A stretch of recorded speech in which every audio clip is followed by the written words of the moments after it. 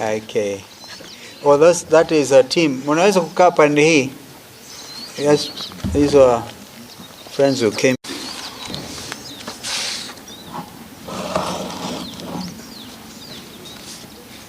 Are you anasema kidogo yule mrefu yule.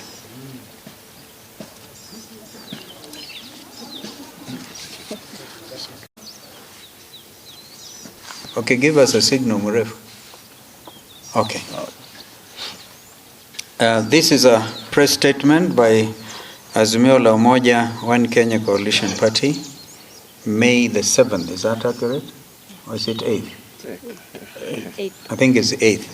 So correct, the 8th, 2024 Nairobi. We are dealing with the issues of the raging floods, the doctor strike, General Gola's tragic death, and fake fertilizer scam, which is ongoing, and basically summarizing this as KK is a disastrous regime. We have apologies from our sister mother Karua. She's having meetings, which is part of this presser. And also Mheshimiwa Kioni was actually to be here, was having a meeting. He's also trying to get here. But he's also Mheshimiwa Wycliffe Oparanya, ODM, our sister coalition partner, having their central committee meetings going on. And Mwangi wa Iria as well, Governor. And I need to say I mentioned this to our team leader.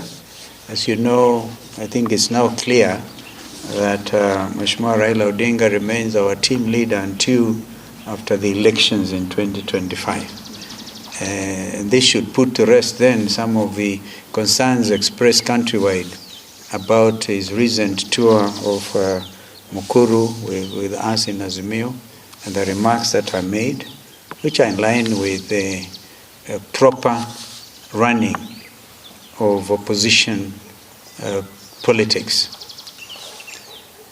I'll deal with first the raging floods, being a national disaster.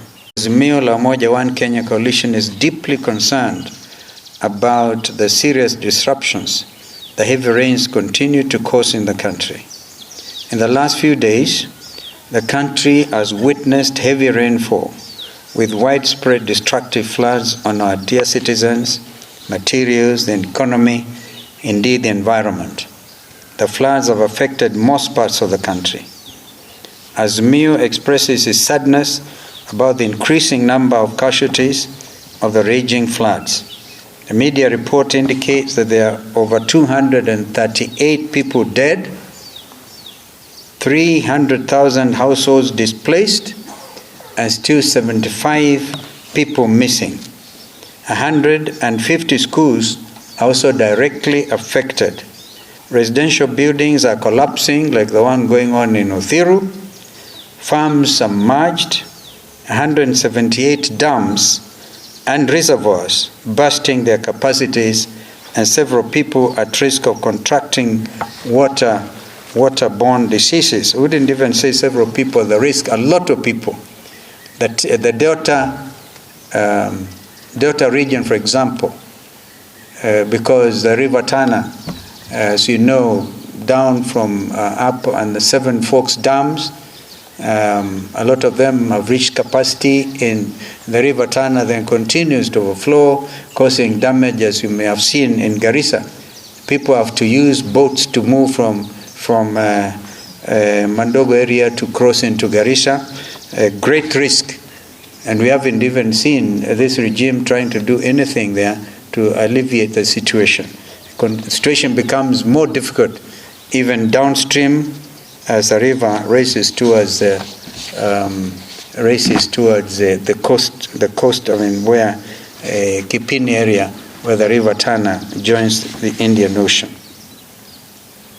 This is devastating, and we sincerely send our deepest sympathies to the families and communities affected.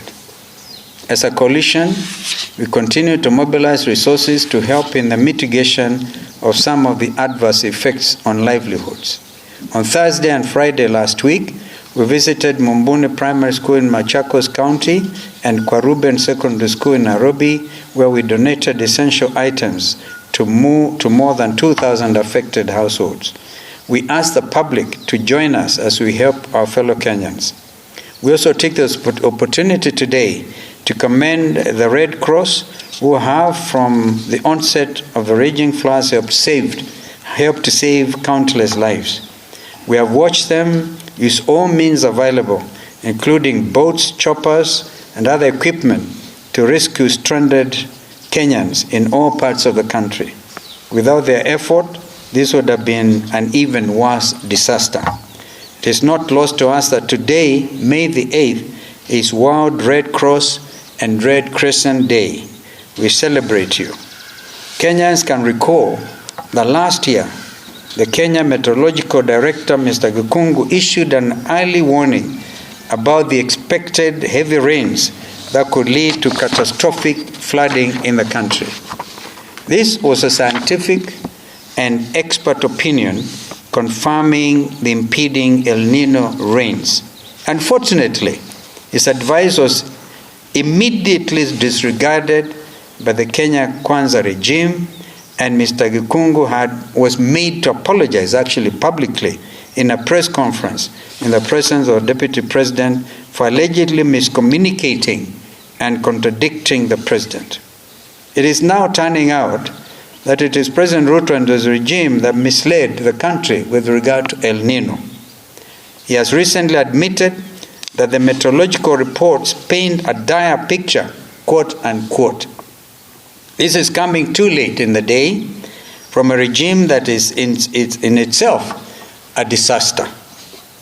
While it is a constitutional obligation of the national government to address disaster management under the fourth schedule of the Constitution of Kenya 2010, we note the Kenya Kwanza regime has failed to adequately respond to the devastating floods.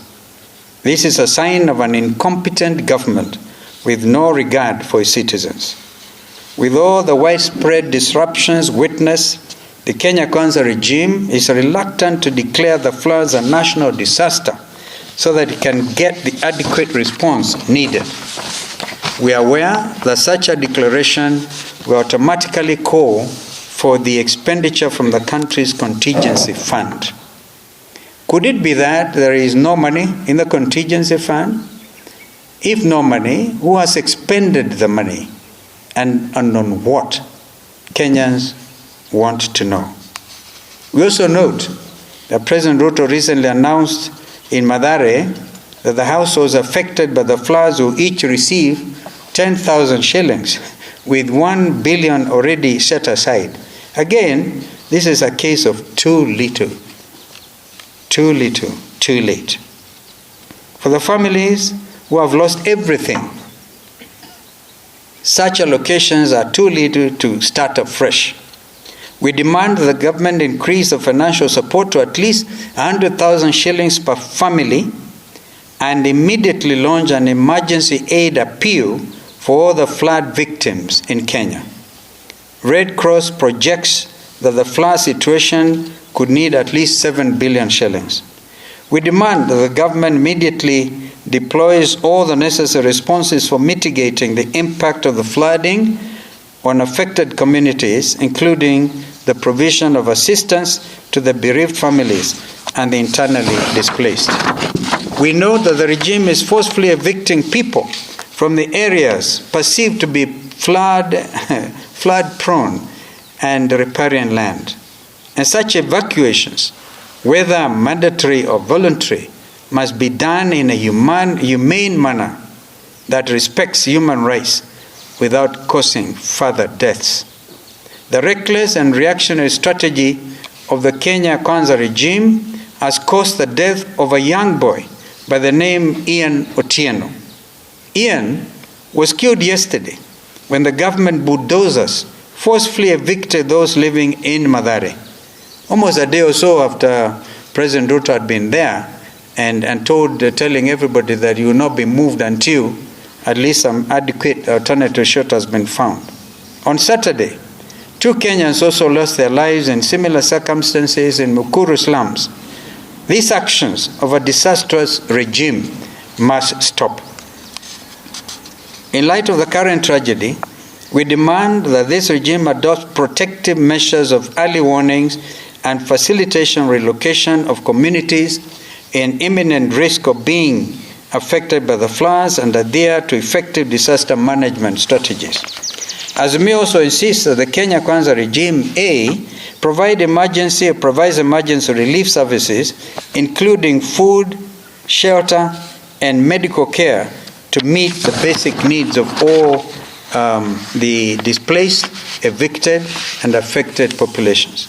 B, deliver assistance in rebuilding homes and infrastructure destroyed by the floods with an emphasis on sustainable development and disaster-resilient construction. C, develop and strengthen infrastructure and systems that enhance the country's resilience to natural disasters and facilitate effective response mechanisms. And D, fast-track policies and legislative frameworks that focus on comprehensive disaster risk reduction and climate adaptation measures and ensure active community involvement in these processes.